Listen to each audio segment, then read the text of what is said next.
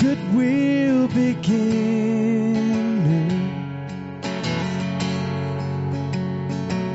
All my good works are needles in hay, and I try to do right based on my own sight, just like a blind man who's standing in the way. And all that I've taken, it was sadly mistaken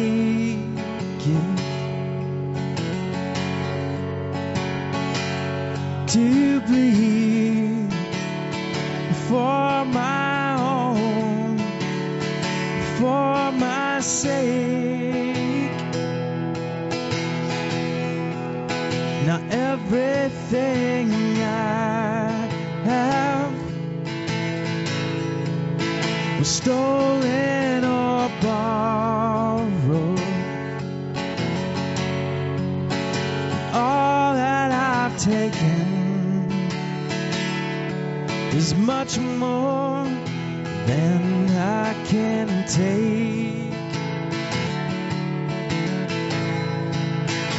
I was a fool in the quickness of the sand,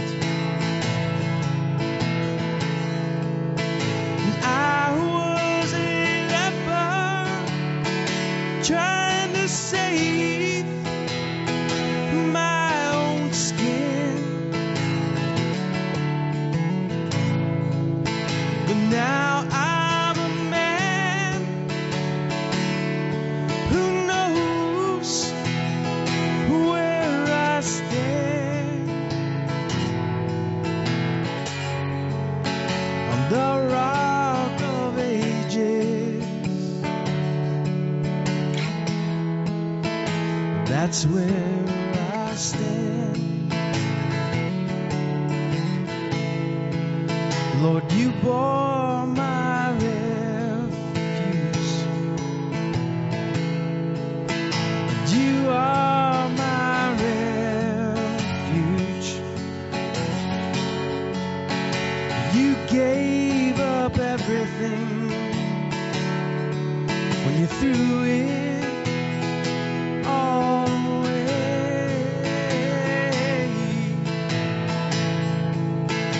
You gave me life new.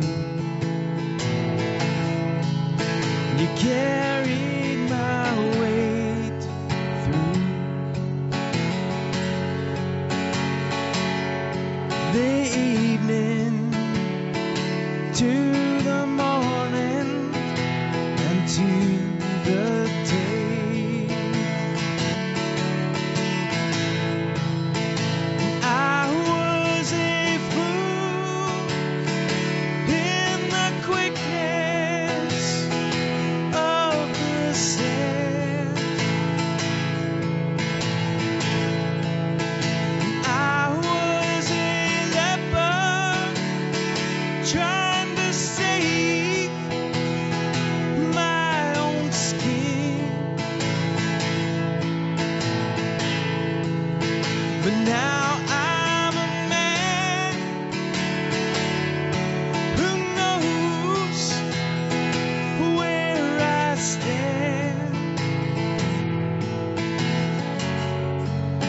on the rock of ages. Jesus, that's where I stand on the rock of ages. Jesus, that's where I stand.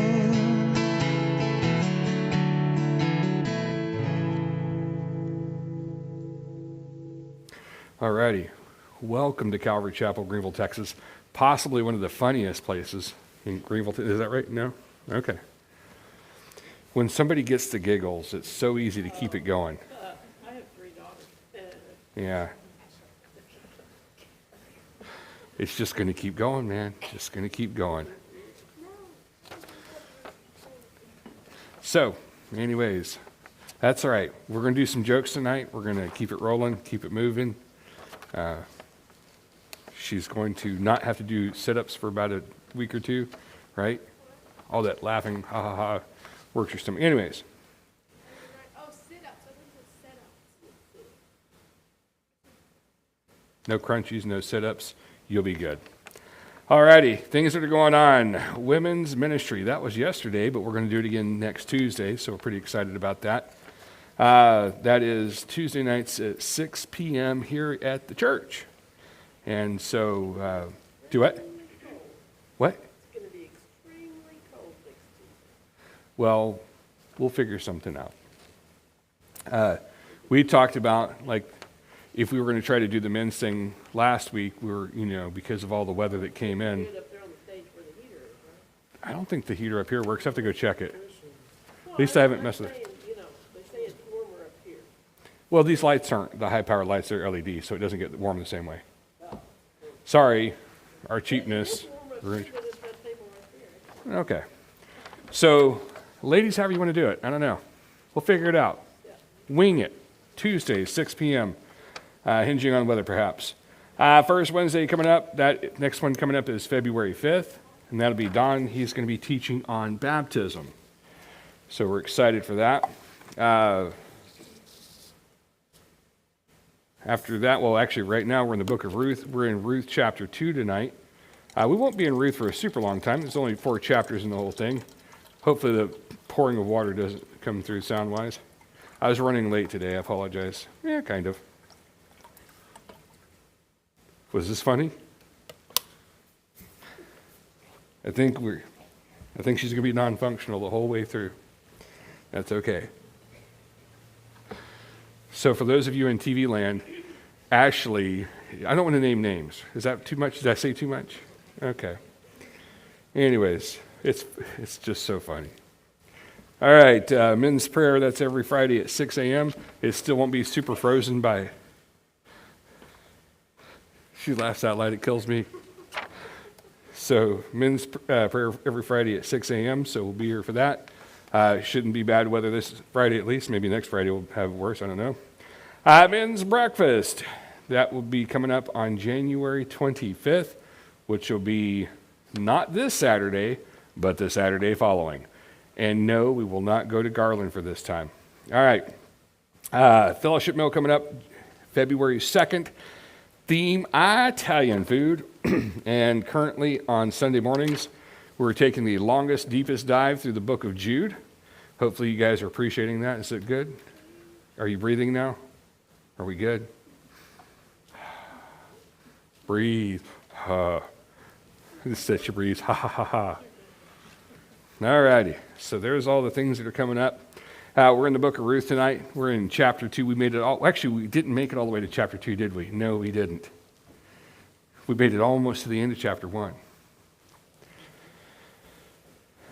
So I wanted to read that last little part. Well, actually, let's remind of what's happened so far. Ruth takes place in the time of the judges. And the time of the judges is really earmarked by the fact that people kept just kind of declining down to their own mindset, doing what was right in their own eyes. There was no king in the land at that time, so they did what they wanted to do because, who's going to stop them? And so the Israelites went through this weird roller coaster for quite a while where things would go well, they'd start to decline, get worse. They'd cry out to God. God would send them a judge. And then some of the more famous judges like Samson, the big dude with the hair, right? Was that too much? Okay. So you had some of the more famous judges that were going through there. And so the time frame of this book is in that place right there, in the time of the judges. And so we do have some interesting things that happened last week to catch you guys up, those who weren't here, those who are trying to remember. It was that Ruth had married into a very sickly family. So that went very poorly for her. Her father-in-law died, then the husband and the brother-in-law died, so it got awkward.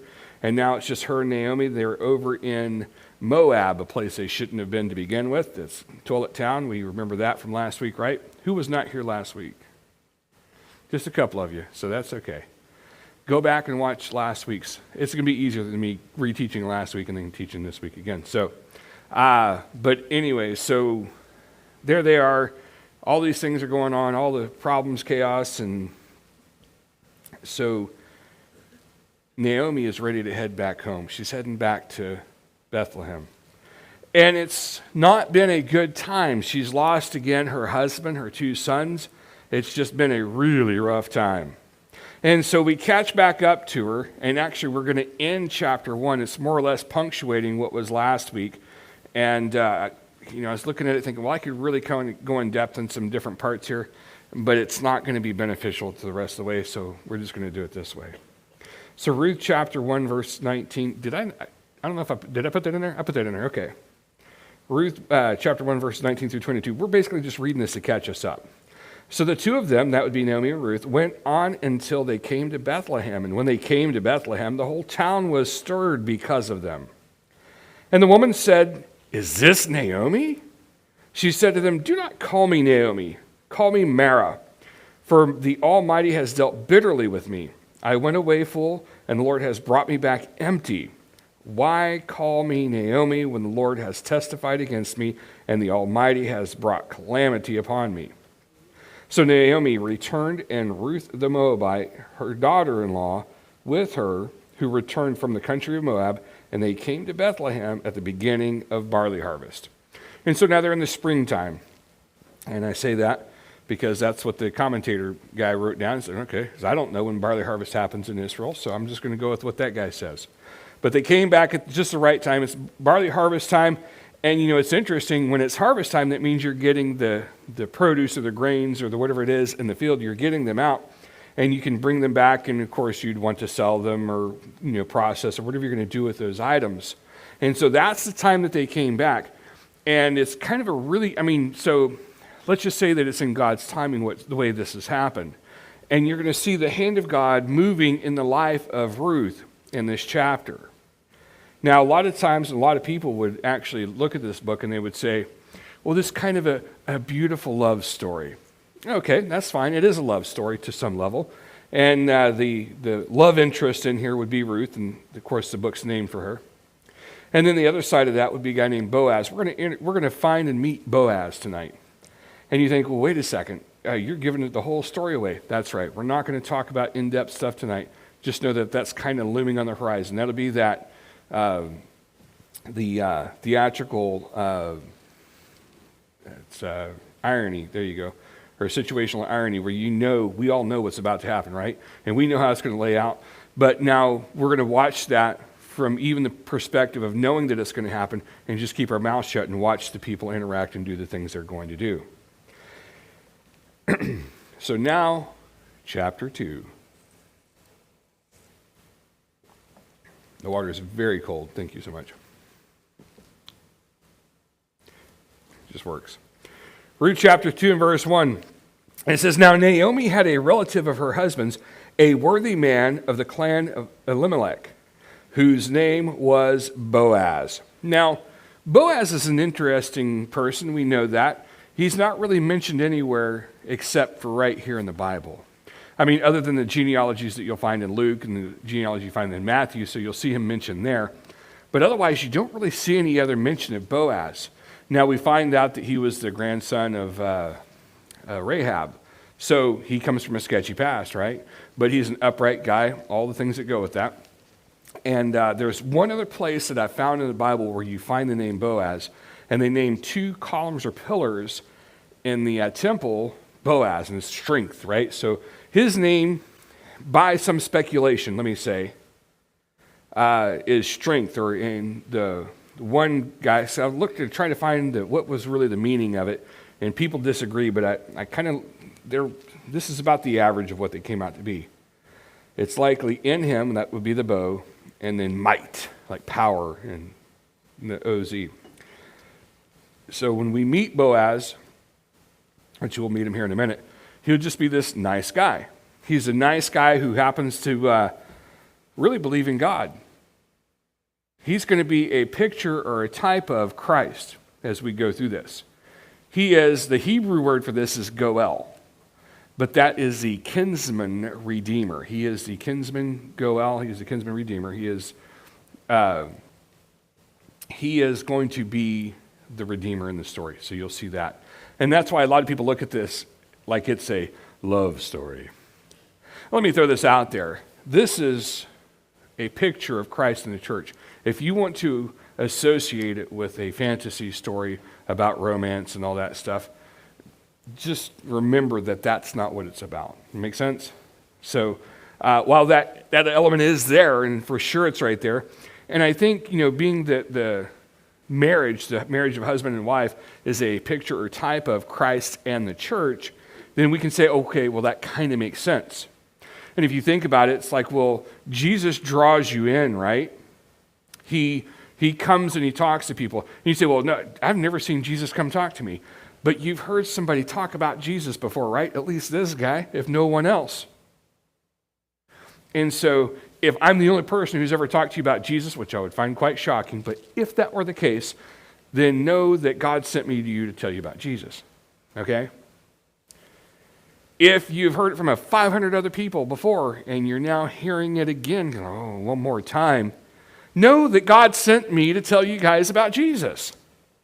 It's really that simple. And so God puts this effort and energy into reaching the lost, into reaching the people that could belong to him, that could be his people. And so God throws all the energy that goes into there, and it lines up with the kinsman. Now, as we get into chapter 3 is going to be deep, really cool. And that'll be next Wednesday when it's probably going to be freezing, right? You say it's going to be super cold? Bring your blankets.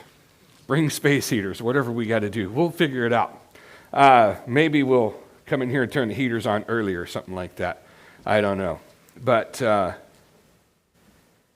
worst case, you watch online. But just show up. It's so easy. Anyways, but we're going to see a little bit deeper in all that part, and we're going to understand some of the structure of what's going on here.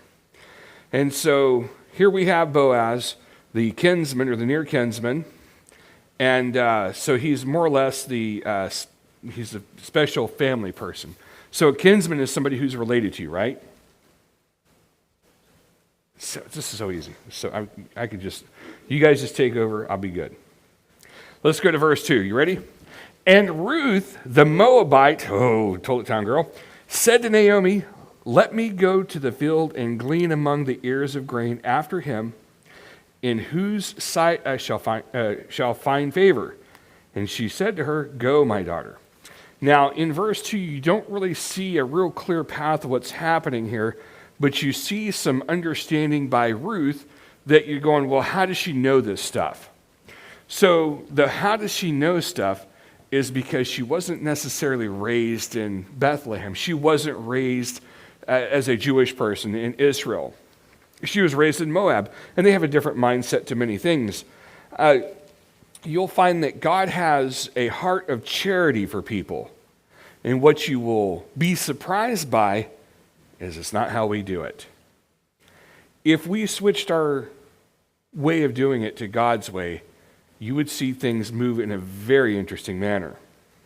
But so Naomi, and Ruth are very poor people. How do I know that? Women don't work. You know what I'm saying? They'll kind of do some stuff. There'll be some things they interact with. But as far as being like landowners and all that stuff, that's not happening. And so it was that the people should take care of the widows, that people should really take care of the orphans. And you'd almost think, well, both of these people kind of qualify that, except that Ruth was also a widow herself.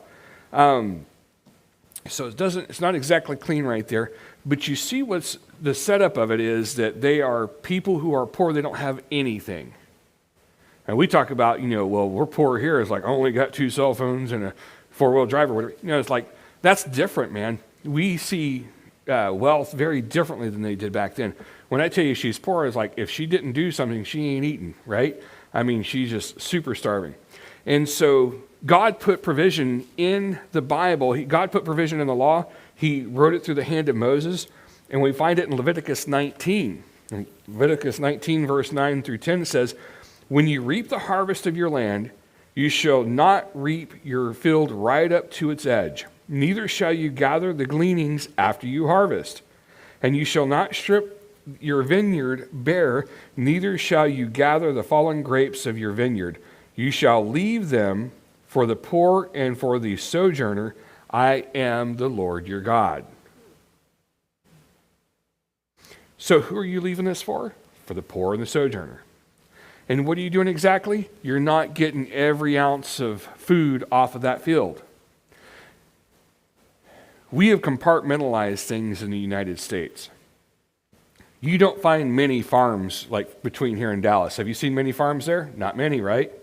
Oh, there's a handful here and there, but definitely not ones that you're going to get grain harvest or anything like that off of. Well, there's some areas just kind of like around Blue Ridge where you might find corn and stuff like that. But overall, I mean, that's like dog food corn. It's not stuff nobody wants to eat, right? So you think, well, we couldn't do that here. That's true, we couldn't. It's a different setup. They were an agrarian society, right? They did agriculture, and that's kind of how they functioned. So inside of that whole thing of doing the agriculture and being in operation, it made sense for them to do it this way. So they would leave some behind. You get a good machine from John Deere or Massey Ferguson, whoever makes those massive, crop eating combines. You get it from them. They don't want you to leave a drop on the ground. Get everything you possibly can. But that wasn't God's economy. God's economy is you don't have money, you're poor, you're having problems. We're going to leave a little extra for you, and you got to go get it yourself. Now, for those of you who have experienced times of having to get, food welfare style or food stamps or something like that, you say, well, man, that sounds pretty rough. And it's not rough actually at all. So you can't work, you're too poor to do whatever like that, but you can go pick up some food. And you can go, well, here's some extra food left over. And you can kind of fill your bags and you can function and you can do that. And so there was no unemployment service. We in America now have unemployment stuff, right? So if you lose your job in a specific way, you can go there and you can say, give me money. And they're like, okay, cool. And you say, well, that's just from the government. Well, actually, the employer has to pay for that, strangely enough. And so it's just kind of a safety net that the Americans have built in so that if you lose your job, you're not going to go completely hungry. Well, God had a different way to do it. He says, you lost your job, we get it, but go out there and get you something. Go and physically grab out of it. Well, so what makes that more interesting is that probably wasn't the way things happened in Moab, but Ruth understood the dynamics of what had to be. And that's most likely, we don't know this for sure, but we would have to say most likely it was that her husband, perhaps her father-in-law, whoever she knew of the whole thing, she listened to them and they talked about things of Israel. Now, so this is back far enough that they don't have the rest of the Bible, so they have the words of Moses. And so they probably knew that. They probably understood the Pentateuch, the first 5 books of the Bible. They had a good handle on that. And they probably talked about that at the dinner table, or they sat around and they just kind of discussed this. And so it's something that she knew, and she said, you know what? We may not have a lot, but you know what I can do? I can go get us some food. And you see kind of a working mindset in her that says, I can go out and I can do this. And then she, not only does she say, I can go out and do this, but then she even frames it out as to whose sight I shall find favor. So she was not going out there with this attitude. Does that make sense? We now call them Karens. I feel bad for every lady named Karen. I'll be perfectly honest with you. I've known some really nice ladies with the name Karen, and they've been fantastic. But somehow, I didn't say all of them. But somehow there became this big thing where it's like, oh, that's a Karen, and she's a whore. And I forget what the guy's name is. Who cares? It doesn't matter. Do what? Ivan. What? Kyle? It's Karen and Kyle. Okay. This is where you learn stuff right here. Right here is where you learn stuff. So, but she goes out there not as a Karen, but as a caring person. I didn't do that on purpose. It just worked out. So she did it with the right motivation, the right heart, and the right mindset. And when she goes out there, it's not like this, you're going to give me stuff. None of that at all. She goes up with the right heart, the right mindset, and she's really trying to do the right thing. And so this is like where you need it to be, right? So she's doing all the right things. She goes out with the right, and you'll see that as we go through here. Let's look at verse 3, because we're going to be forever if I keep doing this. Verse 3 says, so she set out and went and gleaned in the field after the reapers. And she happened to come to the part of the field belonging to Boaz, who was of the clan of Elimelech. And I would ask you this question, what are the odds, right? I don't believe that God forces you to do anything. Let me be very clear. I believe that we hear from God. God encourages, exhorts, pushes, and we have to make the decision to follow God. Now, she may not have realized that. She was probably walking around like, where am I going to do my stuff, And she's like, that one looks pretty good. What drew her attention to it? God. Well, that seems like I can do something there. And so God sees the heart of this young lady who is really trying to do the right thing, and he says, you know what? I want you to be right here, and there's a reason we're going to put you right there. And so she doesn't know any better. She just walks on, and she goes into this field. Turns out that's Boaz's place. Who's Boaz? Well, she'll find out. She doesn't know yet. But she goes there, and so everything is going well. She's out there working, doing her thing, gathering all the grain and the stuff that goes with that. And up comes the big guy, Mr. Boaz himself. Look with me at verse 4. It says, and behold, Boaz came from Bethlehem, and he said to the reapers, the Lord be with you. And they answered, the Lord bless you. Then Boaz said to his young man who was in charge of the reapers, whose young woman is this? And the servant who was in charge of the reapers answered, she is the young Moabite woman who came back with Naomi from the country of Moab. She said, please let me glean and gather among the sheaves after the reapers. So she came, and she has continued from early morning until now, except for a short rest. And you think, okay, so now we see the setup, right? Boaz comes back, and he's like, okay, who's this? We can try to infer some kind of ooh, who's that? But it's not there. So relax, ladies. I say that. He says, who's this young lady? Now, to be perfectly transparent and honest, he might look at her and say, good-looking young lady, He could say that. You don't know. But that's not what's in the text. He says, who is this lady? And then they begin to give them the testimony of her actions that day. But before they do that, I want you to see how they greeted each other. What did Boaz say? The Lord be with you. And their response was, the Lord bless you. What Lord are they talking about? That'd be Creator God, right? Pretty easy right there. And so you see, just by their greetings, they're believers. They're people who are trying to serve God. And there's a different mindset and a different attitude with those people who try to serve God. And if there's not, you got some questions. I'm just going to throw that out there. I hate to say this to you guys. I don't want to make you feel pressure.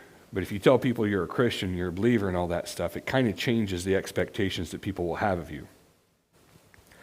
Some people will expect you to be the worst person alive because they've been burned by Christians before. They've been burned by somebody who claimed to be a believer. But then you'll see a lot of people say, well, aren't you supposed to be like Jesus? They'll kind of call you under the carpet. And so there's kind of a different expectation of that person. I shouldn't speak profanely. I shouldn't, hit people with a car. Pick up your things. I don't know. Think about things that would make you the wrong kind of attitude or the wrong person. And so, you can't then be a Karen. Let's go there again.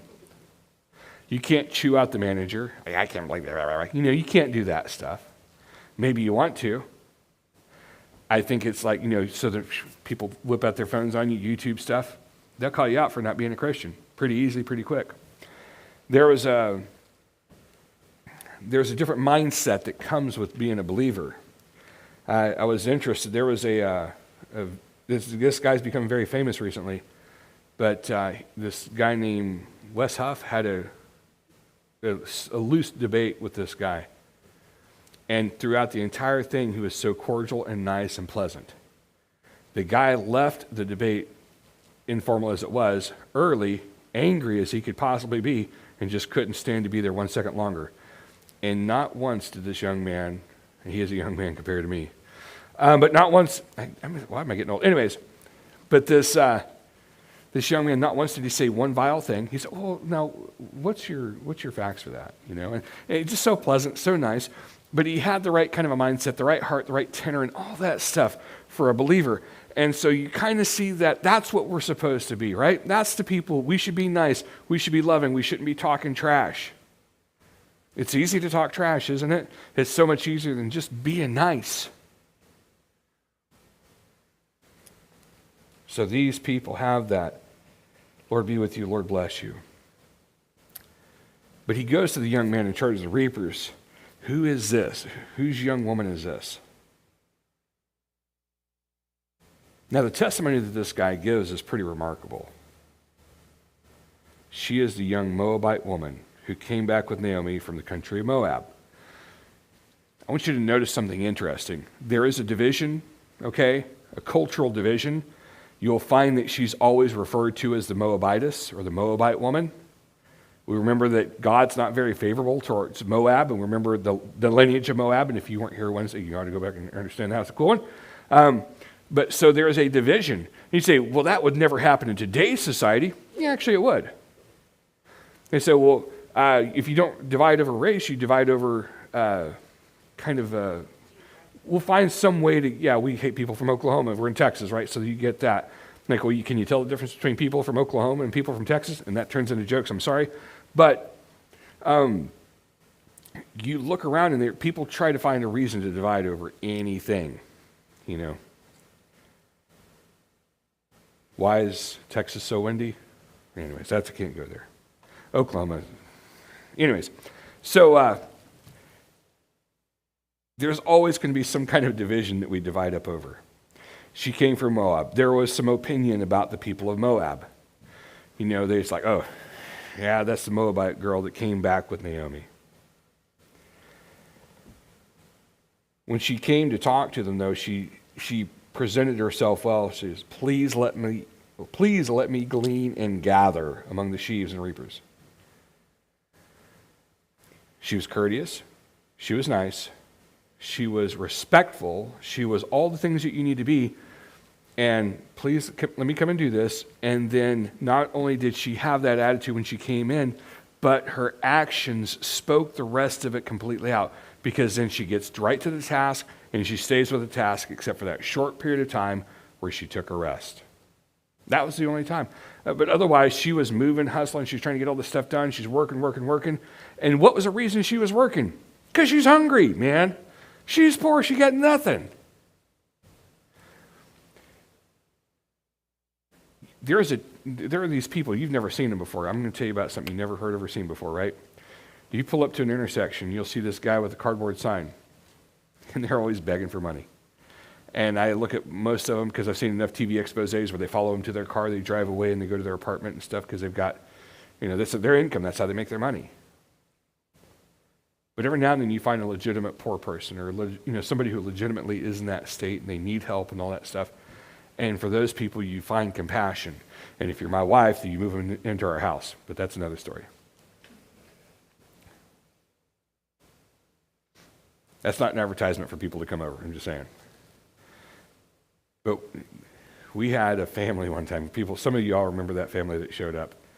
But you know what? They needed a place to stay. And I said, you got 2 months. And they ruined their welcoming within a month. I promise you they did. But we feel compassion for people and we should help people, right? You should always be of that mindset of compassion to try to help someone.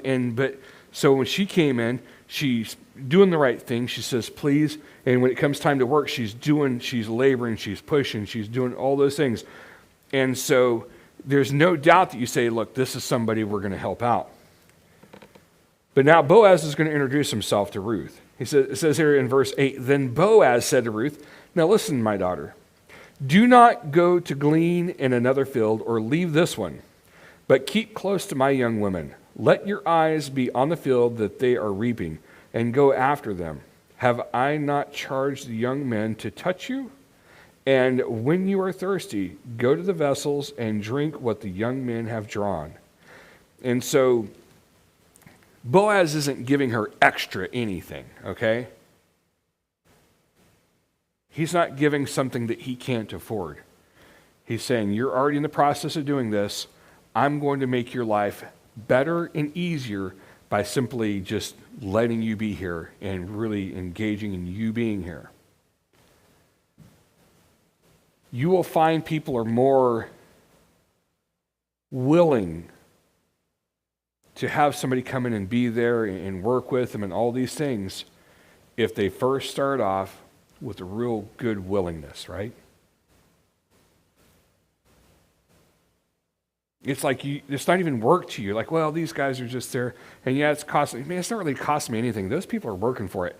And you kind of do this mental math where it says, it's okay because they are invested. And when someone else is invested, man, it makes a difference to the world. I can promise you it does. That goes for church here too. So like the people who are invested in this church, and when I say that, it's, showing up. It's all the different things. It's throwing the money in the box. All that, like this is your family. This is your church family, right? And this is who we are. When we see that investment in people, we want to reinvest back into them, don't we? Why? Because they're part of the team now. They're part of the group. They're part of the family. And so when Boaz sees her heart the way she's doing, he says, like, no. You don't worry about going somewhere else. We got you taken care of. We're going to invest right back into you because we see your character. We see how it's going. And so absolutely he's going to do that. Now, there's a couple things that you see inside of this. So he frames it out with, you stay close to my young women. So there's young ladies who are in the field working also. Just stay close to them and be in that proximity. So I'm going to give you people that you're going to be around. We're going to start seeing a picture of the church, okay? I'm going to throw that out there. So she's got now people to be with, common gold kind of people. Hey, we're out here doing the same thing. She would also find protection. So he told the young men, don't touch her, right? So he's going to protect her. And then when you're thirsty, go get something to drink. Now, if you think about this, it's like, isn't that the very picture of God? Come under my wing, right? You see that in examples in the Old Testament. Jesus says, basically, take my yoke, I'll carry you. We are under, if you're a Christian, if you're a believer, you're under a protection from God. Now, that doesn't mean that, like, you can play with snakes. There's churches that do that. Go to one of those. Some guy in Kentucky is like a snake church guy. Dude's been bitten a number of times, and they've got the anti-venom ready to go. I'm telling you right now, if you ever find yourself walking into a church and they're handling snakes, walk back out. Just get out of there. Those people are crazy. And I said that from the pulpit. They are crazy. I'm going to handle poisonous snakes. It's not like they get like farm-raised snakes. They go find them, man. I watched a documentary on this guy, and I'm like, this guy is going to die. How is he going to die? From being snake bit. Strange part was he's the second pastor of the church. His dad was the original pastor of the church. Anybody want to take a wild stab in the dark how his dad died? Snake bit. God's going to protect you, right? But you can't be stupid. Let me just throw it out there. God will protect you, but don't be stupid. So she's protected. And then refreshment. And doesn't Jesus say, I'm the water of life? Whoever has thirst? I mean, so just this is everything that is. So they're taken care of. They have people to be around. And I can say this confidently. If you find another church, not a snake charming church, but if you find a normal church, and Joe figured this out, I figured this out, as we travel around, I go to, like if I happen to be in some location, we go to Calvary Chapel. And we talk to the people, hang out, and they were like instant friends. We had an opportunity, I know a bunch of people as it turns out, but a good friend of mine, if you watch the stream, there's a song that plays in the beginning of that. That's a guy by the name of Patrick Steele. And he used to travel around doing music all the time, but COVID kind of stopped all that stuff, so now he's just working in Arkansas. I went to a church, so we were in California, one of the trips out there, one of the many trips out there that we made, and he says, go over to this place, this Poema Fellowship, and in Costa Mesa. He says there's a guy by the name of Odin Fong. He's a pastor there. Real awesome guy. You'll love him. So we go out there, and I meet up with Odin Fong. We talk for like half of the night. Just super awesome guy. Instant friends. He's one of the old school Calvary Chapel guys. So he's been around since the very onset of it. So probably about a year or so later, we go back. And then, so that was a Wednesday night. We show up on a Sunday morning service, and like, wow, they got tons of people in there on that Sunday morning. And so walk up, his wife walks up to me, hey, how you doing? Where are you from? Texas. And she goes, do you know Patrick still? What?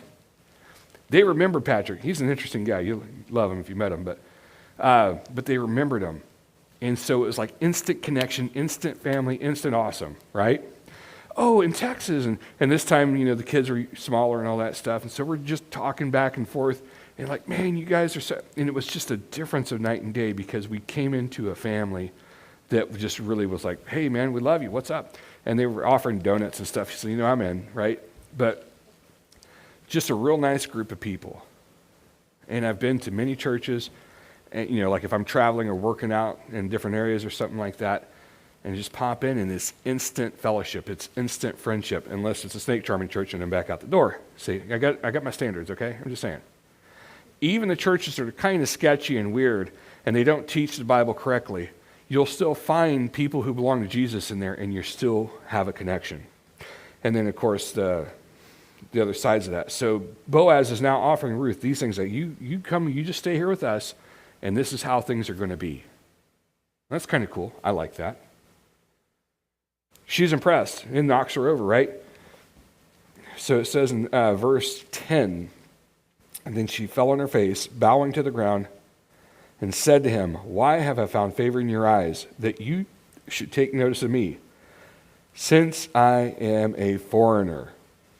But Boaz answered, all that you have done for your mother-in-law since the death of your husband has been fully told to me, and how you left your father and mother in your native land and came to a people you did not know before. The Lord repay you for what you have done, and a full reward be given you by the Lord, the God of Israel, under whose wings you have come to take refuge. Then she said, I have found favor in your eyes, my Lord, for you have comforted me and spoken kindly to your servant, though I am not one of your servants.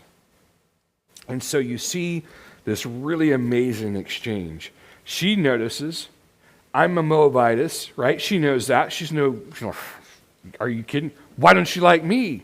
I'm cool like everybody else. No, she realizes there is a kind of a cultural thing that's a division, and Boaz didn't care.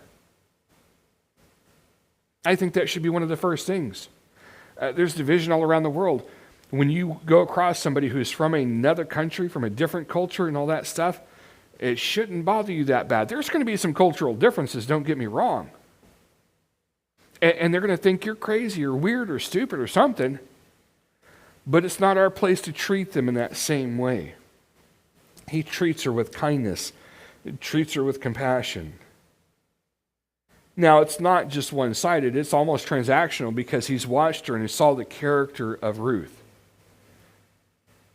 She's already changed. Her mind's already changed. You saw that back on the road, right? When she says, your people are my people, your God is my God. When she had that attitude, it's like, I think she belongs to Jesus right now. That's kind of a cool moment. So it's kind of transactional. They've seen her. They've seen what's going on. They've seen how she functions. And like, you know what? You're welcome here. And sometimes you may see somebody say, well, they don't really belong here, but we see what they're doing. Hey, they're with us. Again, there's some kind of a unity that's been built by that. But it's because of her kindness, because of who she is, because of how she is, because of her love for her mother-in-law and all that it's really kind of led the path for who she is or, the situation that she's in. And I like there that he really lays it out, the Lord repay you for what you've done. Man, do you want to hear that? Or do you afraid when you hear that? Just think about this. The Lord will repay you for what you've done, right? So there's some people that should scare the skin right off their body, okay? That should be a bad situation. But for her, and when he's saying this, it's absolutely compassion and compliment. The Lord bless you for the things you've done. What? For taking care of your mother-in-law and coming back here in a place that you don't belong, or that you weren't born from and all that stuff, but guess what? She's going to totally belong there. And, so I don't know how many people of you can experience this. Some of you obviously can. If you've ever gone to a foreign land and some people are really welcoming to you and some people are not, ooh, that gets awkward real quick. Like in Europe, some people like Americans, but they all don't. They'll make a division. I'm sitting there, so they had made this announcement: don't go to where we're not supposed to go to that time. Northern city, Berlin. Don't go to Berlin. They're having these skinhead things. I'm thinking, we're all military, man. We all skinheads, White guys with shaved heads. I mean, like, we should fit right in, but you don't. Because they noticed, hey, look, you look military, you don't look skinhead.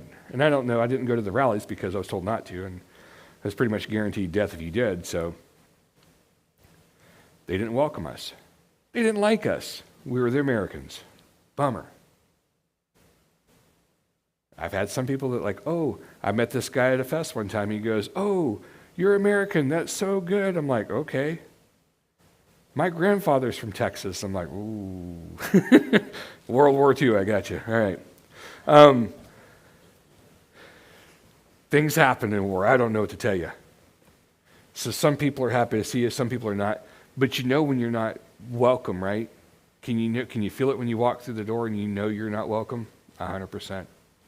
But so when she comes, Boaz is like, no, you're so welcome here. We've seen what you've done. We've seen your heart. We've seen the goodness about you. Yeah, the Moabites, probably not real good people, but you're amazing, right? And so we infer that information that we see in here. But there's, like I say, it's transactional. There's a caveat to it. And what we see in there, the transactional side of it is because she was already serving God. She's already put her trust in God, has she not? Your God is my God. That's a pretty bold statement. She left home, left all her family, left all those things.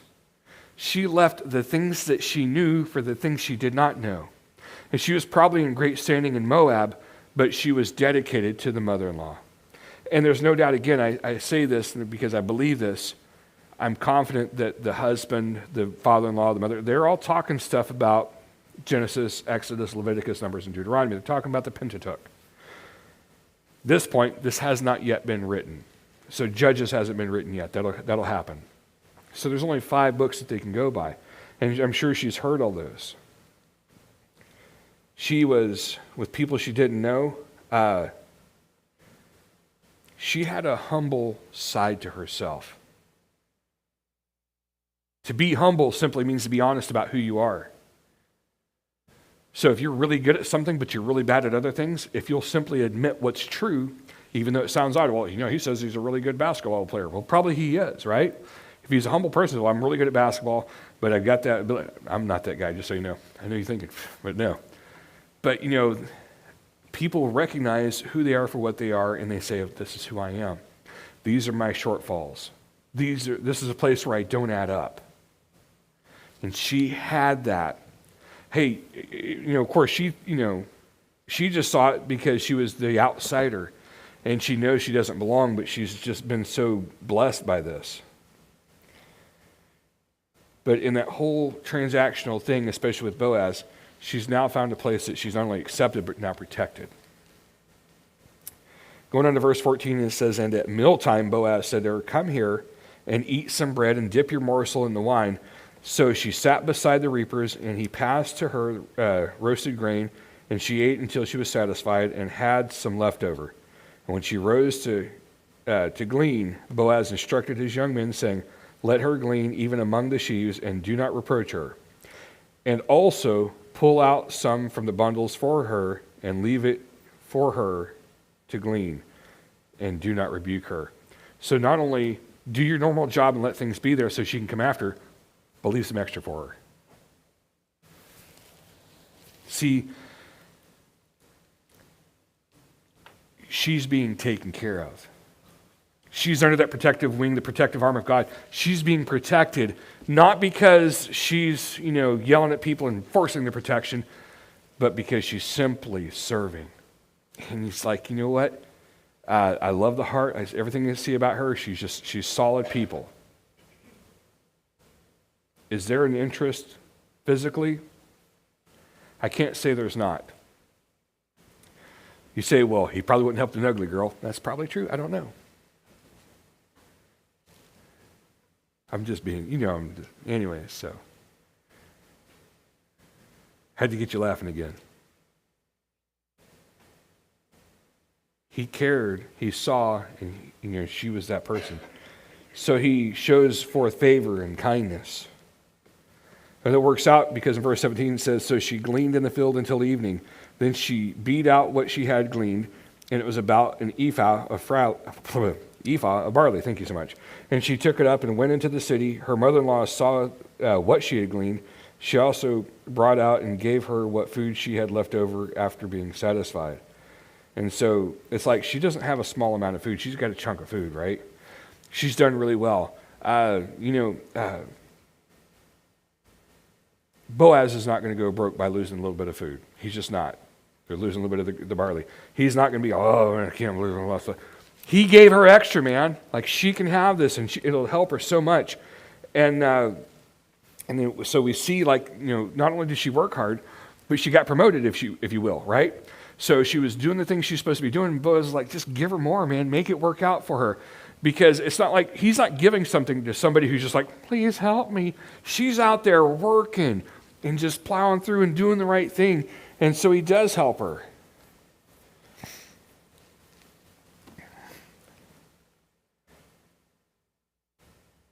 But she worked, and she worked, and she worked at that.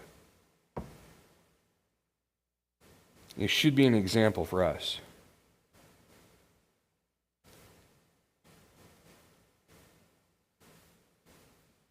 You're the people who are here. You come here, once or twice a week, whatever it is that you come here. I'm not saying you got to work hard for Calvary Chapel Greenville, but you work diligently to God. Your verse a day to keep the devil away kind of stuff. Investing, growing, learning, just understanding what God's word says. As much as I hate to say this, I'm not a cheerleader, but I kind of am. Yay, go Jude. It's weird, but my job is to encourage you to continue on, to challenge me, to go check out what we're talking about, to dig deeper. There's so many more commentaries on this, and you can learn so many more things and just find out what's there. It's up to y'all.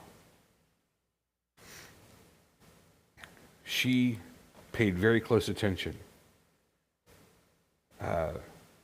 She was a part of every step of the way. She wasn't asking for help or handouts. She was asking for permission to do the thing. But again, she was a part of everything of it. She not only did she pick it up, she was participating with the threshing, the winnowing, and she even gained by it from the nourishment.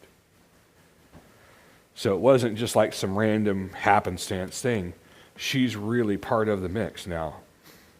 Now here's where the story gets more interesting. Verse number 19, and her mother-in-law said to her, where did you glean today? And where have you worked? Blessed be the man who took notice of you. So she told her mother-in-law with whom she had worked, and said, the man's name with whom I worked today is Boaz. And Naomi said to her daughter-in-law, may he be blessed by the Lord, whose kindness has not forsaken the living or the dead. Naomi also said to her, the man is a close relative of ours, one of our redeemers. And Ruth the Moabite said, besides, he said to me, you shall keep close to my young men until they have finished all my harvest. And Naomi said to Ruth, her daughter-in-law, it is good, my daughter, that you go out with his young women, lest in another field you be assaulted. So she kept close the young women of Boaz, gleaning until the end of barley and wheat harvest, and she lived with her mother-in-law. And so you see that Naomi kind of is like, hey, look, we've got the golden well, so to speak. We're not there yet. It's still brewing, right, guys? Naomi, of course, women are like this. Almost every woman I've ever seen is like, they start matchmaking their kids, right? It just happens. I don't know why that is. I don't find myself doing that so much. I'm more like, okay. But women are kind of that way. Now, let's be honest, Ruth is not her daughter, but it's her daughter-in-law. And it's somebody she's grown close to, and somebody she appreciates, and somebody, she's invested in. And you remember last week when she was talking, like, there's no way I'm having more kids, and you wouldn't want to wait. That's creepy anyways. That's child abuse. And so, it got weird, right?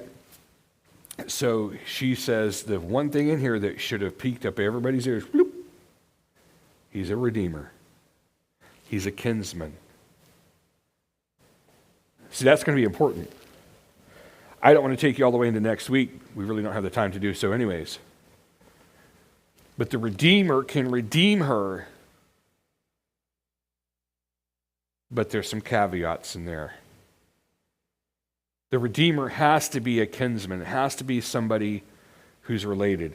And without going there completely today. And this is where so I'm just going to pick on you for just a moment. And we're good with that? So back in those days, they all knew this, they understood this. And this happened with Judah and Tamar and all that stuff. But so the oldest son would find some lady, and the younger brothers are like, better make sure she ain't ugly, weird, or got problems, Because they know if he dies, they got to pick up the slack.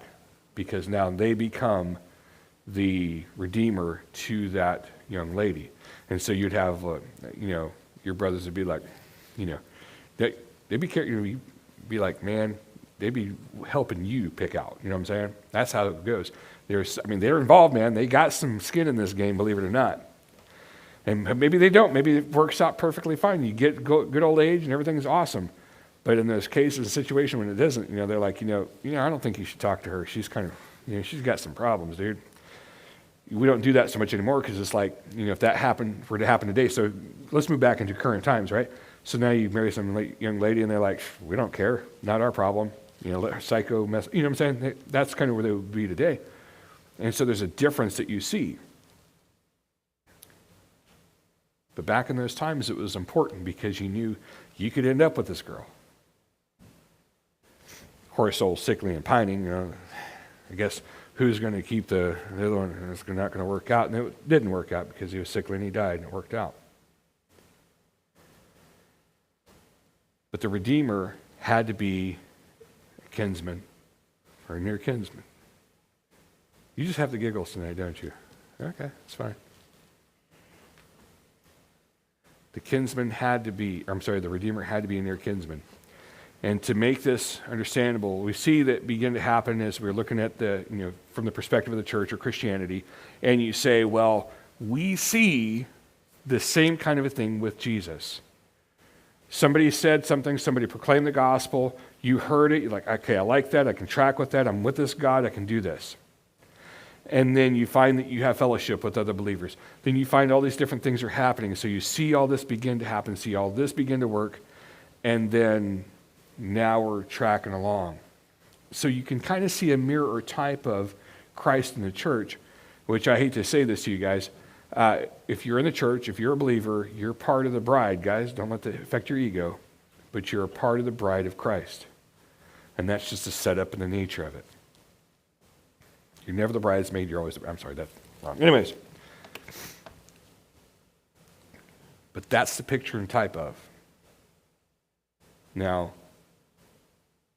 the reason that I can say that so effectively, and we'll talk about this more in the next 2 weeks, when Jesus spoke to his disciples, when Jesus interacted with these people, he spoke of the relationship, and they could understand that.